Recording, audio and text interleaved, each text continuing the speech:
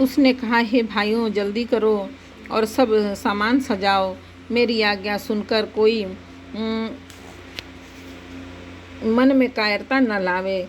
सब हर्ष के साथ बोल उठे, हे नाथ, बहुत अच्छा। और आप आपस में एक दूसरे का जोश बढ़ाने लगे। निषाद राज को जोहार कर करके सब निषाद चले। सभी बड़े सूरवीर हैं और संग्राम में लड़ना उन्हें बहुत अच्छा लगता है। श्री रामचंद्र जी के चरण कमलों की जूतियों का स्मरण करके उन्होंने भाथियाँ छोटे छोटे तरकस बांधकर धनुहियों छोटे छोटे धनुषों पर प्रत्यंचा चढ़ाई। कवच पहनकर सिर पर लोहे का टोप रखते हैं और फर से भाले और बर्छों को सीधा कर रहे हैं, सुधार रहे हैं। कोई तलवार के वार रोकने में अत्यंत ही कुशल है। वे ऐसे उमंग से भरे हैं मानो धरती छोड़कर आकाश में कूद उछल रहे हों। अपना अपना साज सामान लड़ाई का समान दल बनाकर उन्होंने जाकर निषाद राज को जोहार की। निषाद राज ने सुंदर योद्धाओं को देखकर सबको सुयोग्य जाना और नाम लेकर सबका सम्मान किया। उसने कहा कि हे भाइयों, देवखा न लाना अर्थात मरने से न घबराना। आज मेरा बड़ा भारी काम है। यह सुनकर सब योद्धा बड़े जोश के साथ बोल उठे, हे वीर, अधीर मत हो। हे नाथ, श्री रामचंद्र जी के प्रताप से, आपके बल से हम लोग भरत की सेना को बिना वीर और बिना घोड़े के कर देंगे। एक एक वीर और एक एक घोड़े को मार डालेंगे। जीते जी पीछे पाँव न दे रखेंगे। पृथ्वी को रुंड मुंड मई कर देंगे। सिरों और धड़ों से छा देंगे। निषाद राज ने वीरों का बढ़िया दल देख कर कहा, जुझाऊ लड़ाई का ढोल बजाओ।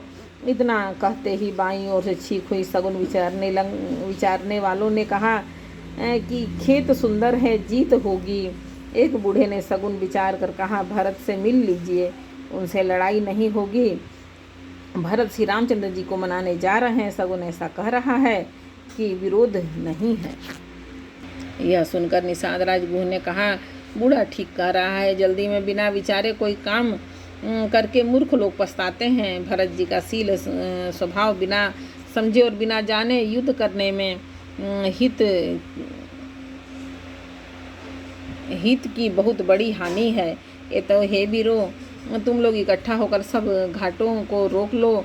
मैं जाकर भरत जी से मिलकर उनका भेद लेता हूँ। उनका भाव मित्र का है या शत्रु का, उदासीन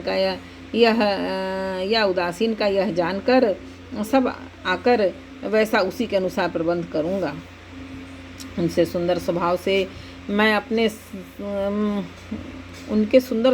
मैं उनके स्नेह को पहचान लूँगा। बैर और प्रेम छिपाने से नहीं छिपते।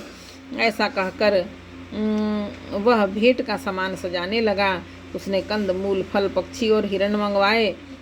कहार लोग पुरानी और मोटी पहिना नामक मछलियों के भार भर कर लाए।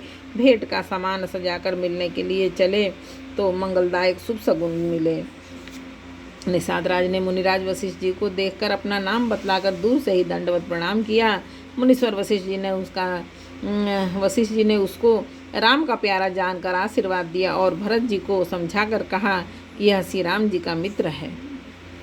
ये इतना सुनते ही भरत जी ने रथ त्याग दिया और रथ से उतरकर प्रेम से उमकते हुए चले। निषाद राज गुह ने अपना गांव, जाति और नाम सुनाकर पृथ्वी पर माथा टेक कर जोहार की। दंडवत करते देख कर भरत जी ने उठाकर उसको छाती से लगा लिया। हृदय में प्रेम समाता नहीं है, मानो स्वयं लक्ष्मण जी से भेंट हो रही हो। भरत जी गुह को अत्यंत प्रेम से गले लगा रहे हैं। प्रेम की रीति को सब लोग सिहा रहे हैं, ईर्ष्यापूर्वक प्रशंसा कर रहे हैं। मंगल के मूल धन्य धन्य की ध्वनि करके देवता उनकी सराहना करते हुए फूल बरसा रहे हैं। वे कहते हैं कि जो लोक और वेद दोनों में सब प्रकार से नीचा माना जाता है, जिसकी छाया के छू जाने से भी स्नान करना होता है, उसी निषाद से अकवार भरकर हृदय से चिपटाकर श्री रामचंद्र जी के छोटे भाई भरत जी आनंद और प्रेम वश शरीर में पुलकावली से परिपूर्ण हो मिल रहे हैं। ये जो लोग राम राम कहकर जम्हाई लेते हैं, अर्थात आलस्य से भी जिनके मुंह से राम का नाम उच्चारण हो जाता है, पाप के समूह कोई भी पाप उनके सामने नहीं आते। फिर इस गुह को तो स्वयं श्री रामचंद्र जी ने हृदय से लगा लिया और कुल समेत इन्हें जगत पावन, जगत को पवित्र करने वाला बना दिया। कर्मनाशा नदी का जल गंगा जी में पड़ जाता है, मिल जाता है, तब कहिए उसे कौन सिर पर धारण नहीं करता। जगत जानता है कि उल्टा नाम मरा मरा जपते जपते वाल्मीकि जी ब्रह्म के समान हो गए।